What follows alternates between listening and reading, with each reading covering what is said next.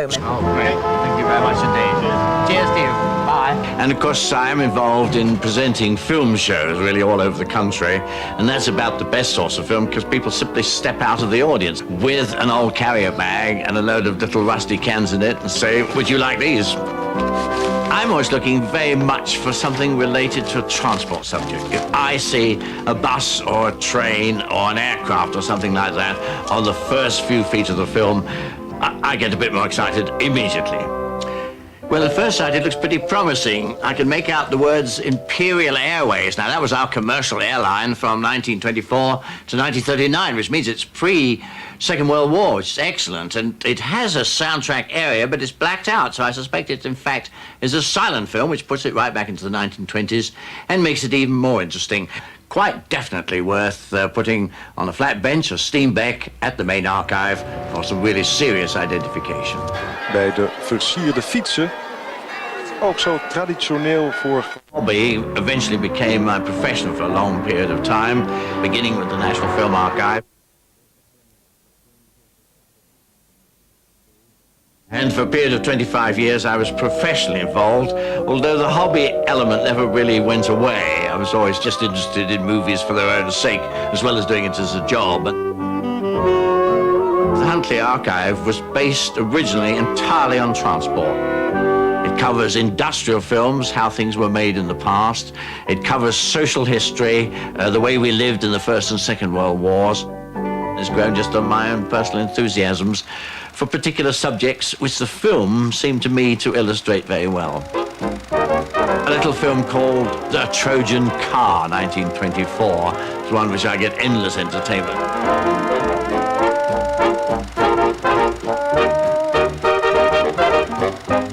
Notice how the ladies are used whenever possible. This is really a sales ploy to demonstrate how easy it was to convert this car. Everything about it, to me, conveys sort of 20s. The smoke screen being laid down here is absolutely enormous. Musical wonder, Little Tich and His Big Boots. It was filmed in the year 1900. One of the rarest of all. And there's this funny little man that everybody sort of heard vaguely about, Little Tich and His Big Boots. But when you see him, when you see the boots, when you see this little routine that this quaint little figure does, to me it's just magic.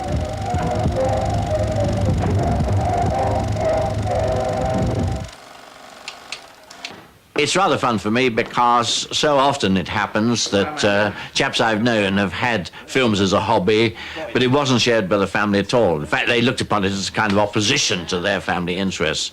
So in my case, Amanda, my daughter, without, I think, ever being pushed into it, is taking over the collection. Interesting, isn't it? It's aviation. Great, let's put it on the Steenbeck and have a look and see what we've got.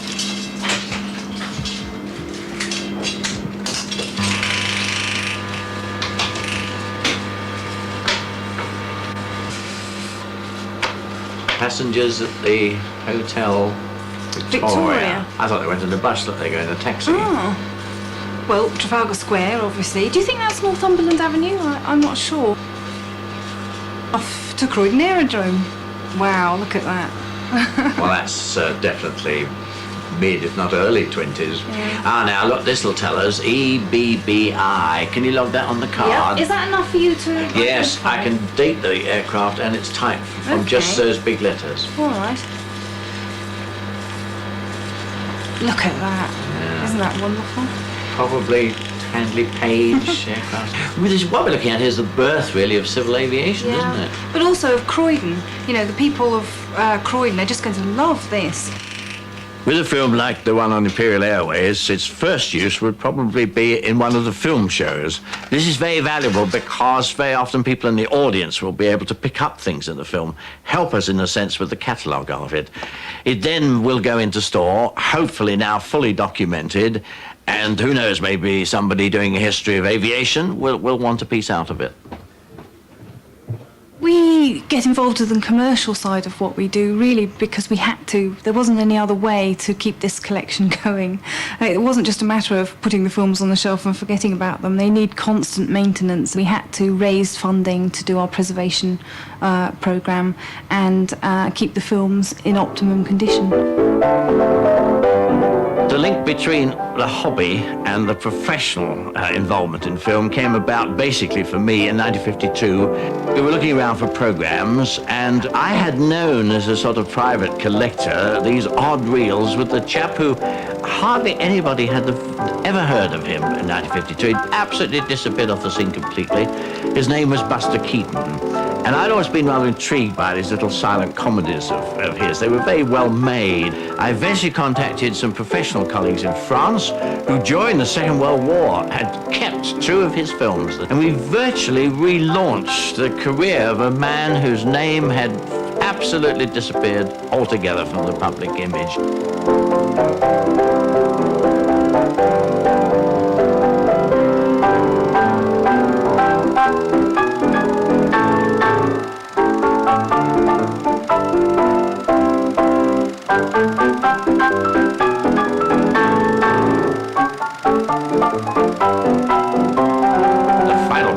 Is when we rediscovered Buster Keaton himself, who at that time was working pretty hard up just as a clown in a circus in Paris. We brought him over to London, put him on at the National Film Theatre, and from that moment onwards, Buster Keaton's name was back in the history books.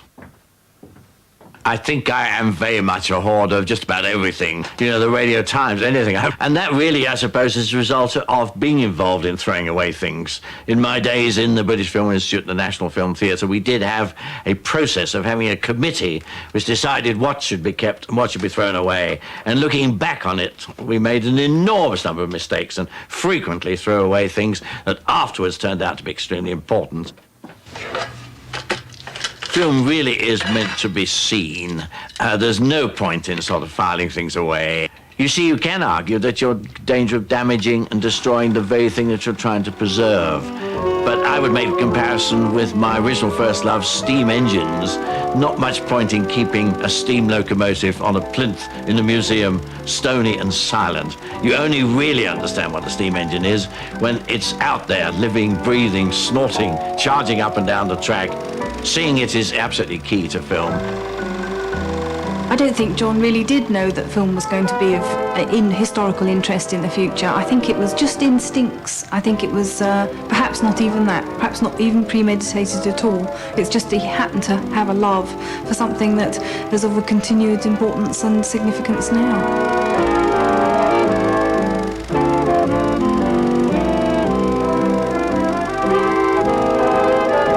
There undoubtedly are some films that I've got which are actually genuinely junk and should be thrown out, but I'm afraid I keep every foot.